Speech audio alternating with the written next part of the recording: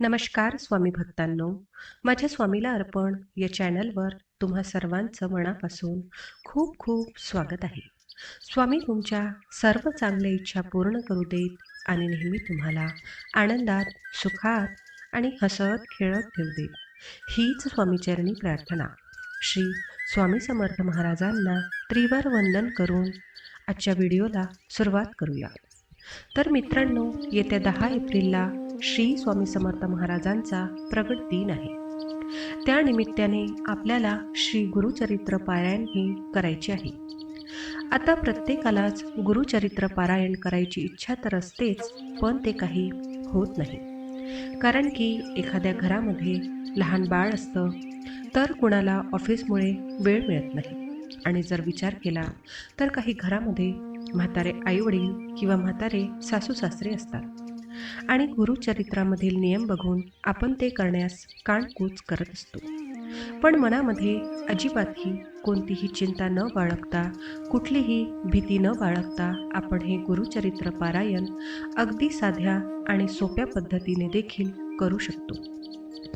कारण की आपण जी काही तोडकी मोडकी सेवा करतो ती देखील श्री गुरुदेव दत्त महाराज, श्री स्वामी समर्थ महाराज आपली सेवा ही स्वीकारतच असतात. गुरुचरित्र पारायण करणारा व्यक्ती मुळातच खूप भाग्यशाली असतो. गुरुचरित्र पारायण केल्याने नक्की काय मिळतं, तर याचे उत्तर: पारायण काही मागण्यासाठी नाही, तर केवळ आपणास काय हवे होते हे म्हणजे त्या ईश्वरास प्रार्थना करणे होय. आपण केवळ ते संकल्प रूपाने त्या ईश्वरासमोर मांडायचे, पण तेही नियमात राहून. सर्व अहंकार, गर्व या सर्वांचा त्याग करून चित्तवृत्ती फक्त ईश्वराकडे वळणे म्हणजे पारायण. श्री दत्तगुरूंचा अवतार मानण्यात येणाऱ्या स्वामी समर्थांचे अनेक भक्त आहेत. कर्म करत राहायचे, त्याचे फळ कधी ना कधीतरी मिळतेच हे मानत स्वामींची भक्ती करण्यात लीन होणारे भक्त नेहमीच संकटातून तरतात असा विश्वास भक्तांना आहे.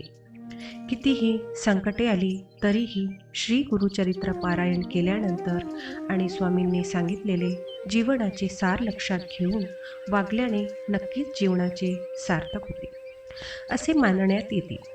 स्वामी समर्थांची अगाध महिमा आणि त्यांच्या अवतारामध्ये त्यांनी केलेले कार्यही अफाट आहे.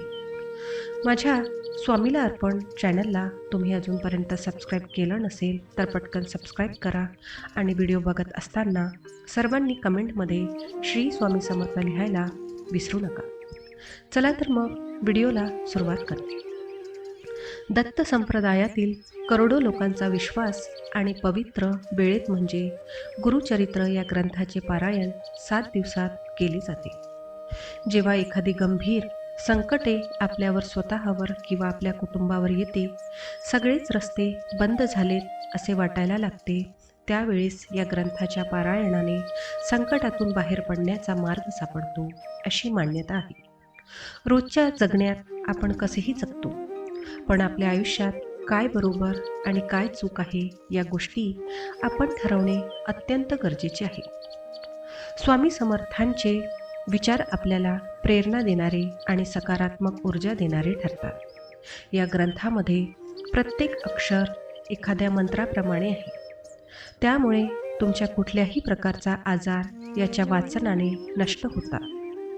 गुरूंचा आशीर्वाद प्राप्त झाला आणि गुरुभक्ती मनातून जागृत झाली की मनुष्य दुःखमुक्त होतो. स्वतःच्या घरामध्ये गुरुचरित्र वाचन केल्याने घरातील नको तेव्हा दबावाचे वातावरण कमी होऊन एक आगळा वेगळा आनंद, चैतन्य व प्रसन्नता निर्माण होते. प्रखर पितृदोष व वास्तुदोष यावरती उपाय म्हणून संकल्पयुक्त गुरुचरित्र पारायण केल्यास खूप लवकर प्रभावी अनुभव येतात. तुझ्या अंतर आत्म्यात आहे मी, तुला हरू देणार नाही, या कलियुगात तुला एकटे सोडणार नाही. जी झुंज तू खेळतो आहेस मनाशी, त्यात तुला मार्ग दाखवत असणार मी. अडचणी आयुष्यात नव्हे तर मनात असतात. ज्या दिवशी मनावर विजय मिळवाल त्या दिवशी आपोआप मार्ग निघेल. गुरुचरित्र पारायण जर तुम्ही घरी केले तर त्याचे 10 पटीने फळ मिळते. पण जर तेच पारायण तुम्ही केंद्रामध्ये केले तर त्याचे 100 पटीने तुम्हाला फळ हे मिळत असते. तुम्ही केंद्रामध्ये जाऊन गुरुचरित्र पारायण करायला बसलात आणि फक्त ग्रंथामधील ज्या काही ओळी आहे त्या ओळीवरून जरी तुम्ही नुसते बोट जरी फिरवले तरी पण त्या पारायणाची पूर्ण फळ हे तुम्हाला मिळत असते. त्यामुळे तुम्हाला शक्य जर असेल तर आवर्जून केंद्रामध्ये जाऊनच गुरुचरित्र पारायण करा. त्याचे तुम्हाला कित्येक पटीने फळ हे नक्कीच मिळेल. आता आपण हे गुरुचरित्र पारायण कधी करायचे आहे ते जाणून घेऊया. तुम्ही 4 एप्रिल ते 10 एप्रिल या काळामध्ये पारायण केले तर अतिउत्तम होईल. कारण की या काळामध्ये दत्तत्व हे 1000 पटीने कार्यरत असतं. तुम्ही जी काही सेवा करतात ती सेवा या काळामध्ये फलदायी ठरते. म्हणजेच तुमची जी काही इच्छा आहे, जी काही मनोकामना आहे ती पूर्णही होते. तेव्हा तुम्ही या काळामध्ये पारायण हे करावे. आणि जर तुम्हाला शक्य नसेल त्या काळामध्ये, जर मासिक धर्म असेल तर तुम्ही आतापासून गुरुचरित्र पारायण करायला सुरुवात केली तरी पण चालेल. मग प्रकट दिनाच्या अगोदर किंवा 4 एप्रिलच्या अगोदर जरी तुमची सांगता झाली तरी पण चालेल. पण पारायण करताना अजिबातही मनात भीती बाळगू नका की मला हे जमेल की नाही, माझ्याकडून काही चूक तर होणार नाही.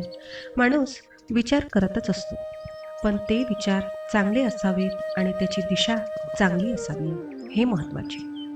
स्वामींचे विचार हे आपल्या जगण्याला एक प्रकारे दिशाच देत असतात. समतोल मनासारखे कोणतेही व्रत नाही, समाधानासारखे कोणतेही सुख नाही, लोभासारखा कोणताही आजार नाही आणि दयेसारखे कोणतेही पुण्य नाही.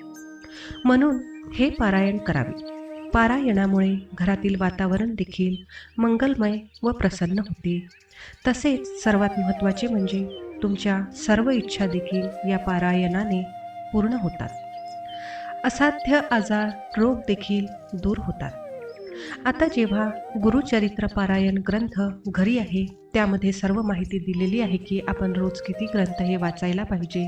त्याचप्रमाणे आपल्याला गुरुचरित्रामधील ग्रंथ हे पठण करायचे आहे. तसेच तुम्हाला रोज सकाळी 4 वाजल्यापासून तुम्ही संध्याकाळी 4 वाजेपर्यंत यामधील अध्याय कधीही पठण करू शकता. फक्त दुपारी 12 ते 12:30 या वेळेमध्ये आपल्याला हे अध्याय पठण करायचे नाही. कारण की ही वेळ श्री दत्त महाराजांच्या भिक्षेची वेळ असते. त्यामुळे ही वेळ सोडून तुम्ही अन्य कालावधीमध्ये हे अध्याय पठण करू शकता. फक्त आपल्याला या काळामध्ये मांस, मटण, कांदा, लसूण याचे देखील सेवन करायचे नाही. जर तुम्हाला पारायण करायचे आहे आणि तुमच्या घरातील दुसरा एखादा व्यक्ती बाहेरून मांस, मच्छी खाऊन येत असेल तरी पण चालणार नाही. तुम्ही त्या व्यक्तीला सांगून ठेवा की मला गुरुचरित्र पारायण करायचे आहे.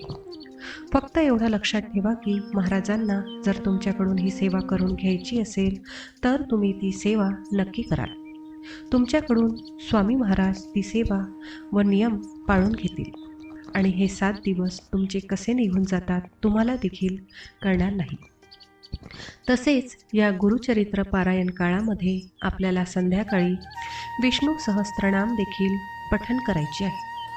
आता भरपूर जणांना सकाळी उठून सेवा करून मग संध्याकाळी विष्णू सहस्त्रनाम पठण करणे शक्य होत नाही. तर अशा व्यक्तीने विष्णू सहस्त्रनाम नुसते तुम्ही श्रवण केले किंवा मोबाईलवरती लावून दिले तरी पण चालेल.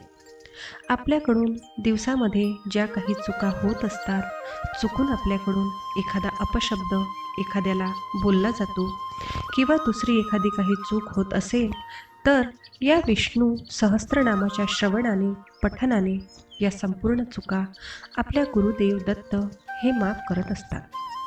त्यामुळे विष्णू सहस्त्रनाम देखील आपण गुरुचरित्र पारायण जेव्हा करत असतो त्या 7 दिवसामध्ये संध्याकाळी रोज ऐकायचे आहे.